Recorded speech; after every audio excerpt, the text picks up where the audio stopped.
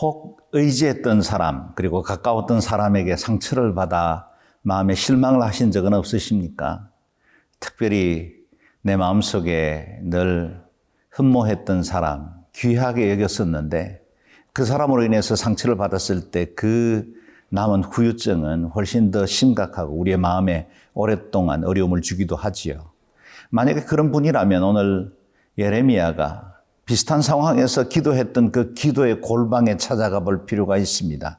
그도 역시 자신의 민족, 가장 의지하고 함께 위기를 극복해 나가야 할 동료들에게 어려움과 핍박을 당하고 그리고 그와 같은 어려운 상황 중에 무엇보다 하나님 한 분께로 나아가 기도하는 자리로 무릎을 꿇었습니다. 바로 그 기도의 골방에 저와 여러분 들어가서 그의 기도를 훔쳐보고 우리의 기도로 삼을 수 있었으면 좋겠습니다.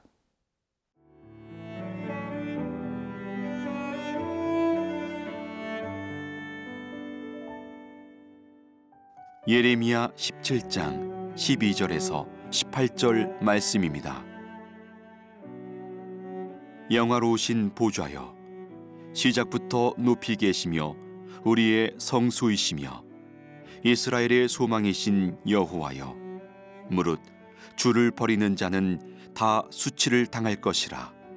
무릇 여호와를 떠나는 자는 흙의 기록이 되오리니 이는 생수의 근원이신 여호와를 버림이니이다. 여호와여, 주는 나의 찬송이시오니 나를 고치소서. 그리하시면 내가 낫겠나이다. 나를 구원하소서. 그리하시면 내가 구원을 얻으리이다. 보라, 그들이 내게 이르기를 여호와의 말씀이 어디 있느냐, 이제 임하게 할지어다 하나이다. 나는 목자의 직분에서 물러가지 아니하고 주를 따라 싸우며 재앙의 날도 내가 원하지 아니하였음을 주께서 아시는 바라. 내 입술에서 나온 것이 주의 목전에 있나이다. 주는 내게 두려움이 되지 마옵소서. 재앙의 날에 주는 나의 피난처시니이다. 나를 박해하는 자로 치욕을 당하게 하시고 나로 치욕을 당하게 마옵소서. 그들은 놀라게 하시고 나는 놀라게 하지 마시옵소서. 재앙의 날을 그들에게 임하게 하시며 배나되는 멸망으로 그들을 멸하소서. 만약 저와 여러분이 예레미야의 기도의 골방에 들어가 기도하고 있는 그의 얼굴을 훔쳐볼 수만 있다면 그의 표정에 나타난 여러 가지 그의 마음의 태도들을 볼 수 있을 것입니다. 그는 슬픔과 비장함 속에 있습니다. 그러나 동시에 소망과 하나님을 향한 기대감으로 가득 차 있습니다. 이 복잡 미묘한 그의 얼굴 표정이 말하듯이 오늘 우리가 묵상하게 될 이 기도의 내용도 예레미야의 마음과 하나님을 향한 그의 소망이 여러 모양으로 드러나 있습니다. 먼저 12절과 13절 말씀을 읽겠습니다. 영화로우신 보좌여, 시작부터 높이 계시며 우리의 성소이시며 이스라엘의 소망이신 여호와여, 무릇 주를 버리는 자는 다 수치를 당할 것이라. 무릇 여호와를 떠나는 자는 흙에 기록되리니 이는 생수의 근원이신 여호와를 버림이니이다. 예레미야는 유다가 심판받을 수밖에 없었던 상황을 말하고 있습니다. 두 가지 이유를 고백하고 있지요. 두 개의 단어로 풀 수 있습니다. 주를 버렸고 여호와를 떠났다.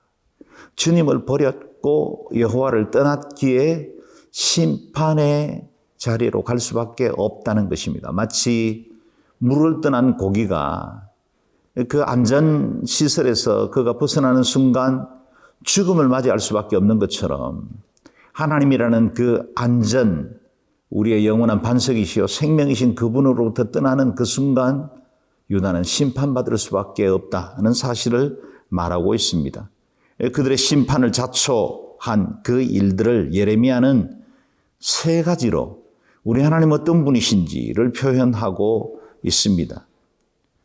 첫 번째, 우리 하나님은 영화롭고 높으신 우리의 성소이시다.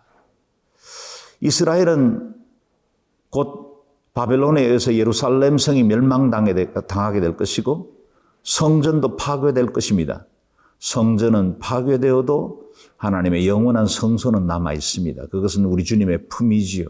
이스라엘이 이와 같이 심판받을 수밖에 없는 것은 참된 성소이신 하나님의 품을 떠났기 때문입니다. 두 번째, 이스라엘의 소망이신 하나님을 말합니다.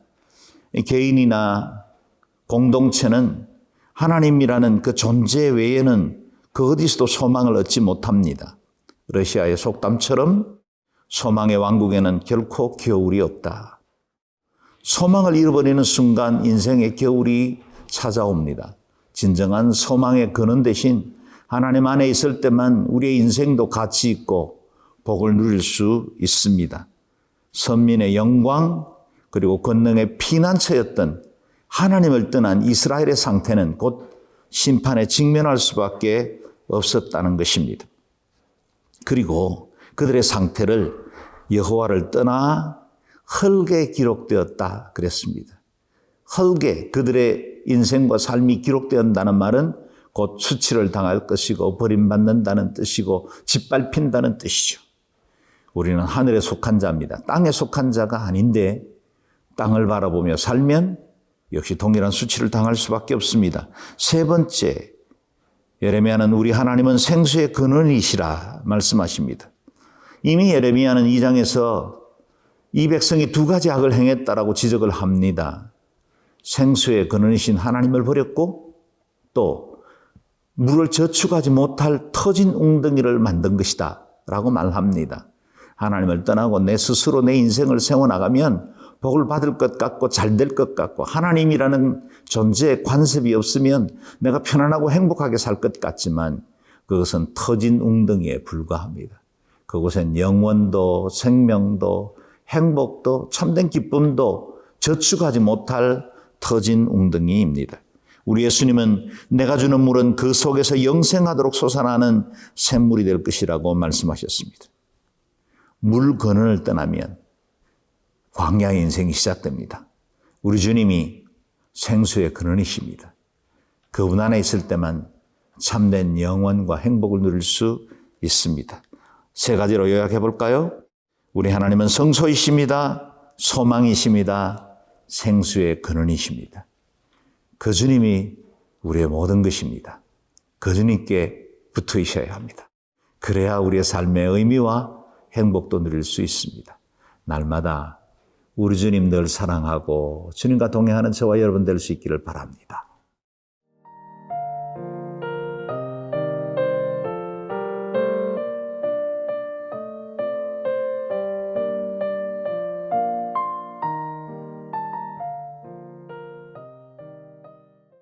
예레미야는 유다의 운명과 자신의 환경을 주님 앞에 의탁하며 기도함으로 이 모든 문제들을 돌파하기로 결정했습니다. 14절에서 16절을 제가 읽겠습니다. 여호와여 주는 나의 찬송이시오니 나를 고치소서. 그리하시면 내가 낫겠나이다. 나를 구원하소서. 그리하시면 내가 구원을 얻으리이다. 보라 그들이 내게 이르기를 여호와의 말씀이 어디 있느냐 이제 임하게 할지어다 하나이다. 나는 목자의 직분에서 물러가지 아니하고 주를 따라 싸우며 재앙의 날에도 내가 원하지 아니하였음을 주께서 아시는 바라. 내 입술에서 나온 것이 주의 목전에 있나이다. 아멘. 선지자는 자신을 붙드시고 구원하시는 분이 오로지 하나님 한 분밖에 없다는 사실을 고백하고 있습니다. 당시 유대의 백성과 지도자들은 바벨론에 항복하라는 이 예레미야의 예언적 선포에 대해서 불만하고 또 그를 핍박하기 시작했습니다. 예레미야 역시 한 민족 공동체가 이와 같이 심판을 받게 된다는 것을 말하는 것을 원치 않았을 겁니다. 어느 누가 자기 민족에게 고통이 임할 거라는 것을 말하고 싶겠습니까? 어느 누가 바벨론에 순순히 포로로 끌려가라고 말하는 것이 좋겠습니까? 그와 같은 어려움 중에 그는 조국의 멸망 가운데 유일하게 살 길이 하나님 의지하고 하나님께서 우리에게 원하시는 뜻대로 가는 것이라고 말하고 있습니다. 그럼에도 불구하고 그는 18절 말씀처럼 박해당하고 치욕을 당했습니다. 인간이었던 예레미야도 이와 같은 고통 앞에서 절규합니다. 아무리 영적으로 준비되고 훌륭한 믿음을 가지고 있다 할지라도 지금까지 열심히 신앙생활로 내 믿음의 여정들을 이어왔다 할지라도 이와 같은 감정적 위기를 겪으면 힘듭니다. 흔들립니다. 두렵습니다. 사람 만나기가 무섭습니다. 오히려 피하여 숨고 싶은 마음도 자연스러운 것입니다.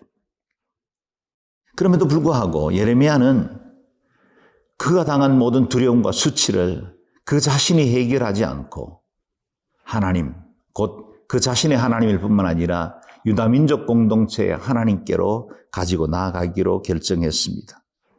박해받고 억울한 일을 당했을 때 그 환경에 그저 눌리지 않고 오히려 눈을 들어 왕이신 하나님, 자신의 인생을 진정으로 보증하시고 인도해 주실 그 하나님을 붙들기로 결정한 것입니다. 그리고 고백합니다. 내 입술에서 나온 것이 주의 목전에 있나이다. 내가 선포한 그 모든 것은 주님이 바로 심판하시고 아시는 것입니다. 라고 말함으로 나는 부끄럽지 않겠습니다. 나는 하나님 앞에 떳떳합니다. 라는 사실을 말해주고 있습니다. 그리고 그가 간절히 기도하기를 주님이 고치시면 낫겠습니다.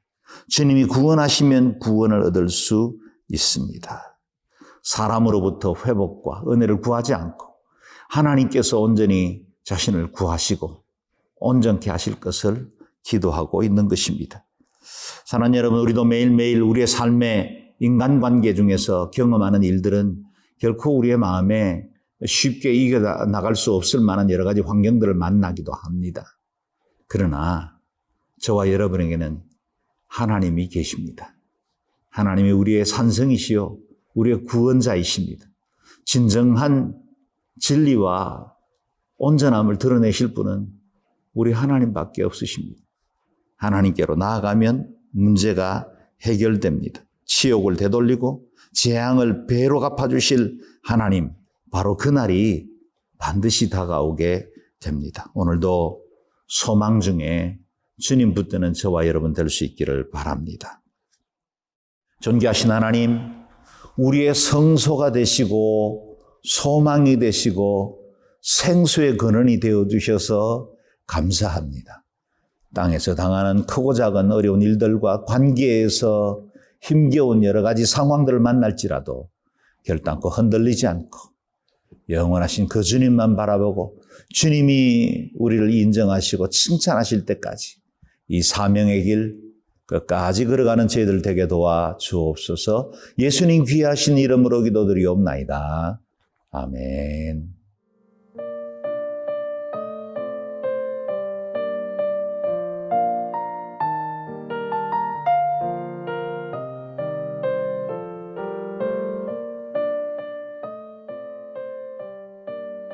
이 프로그램은 시청자 여러분의 소중한 후원으로 제작됩니다.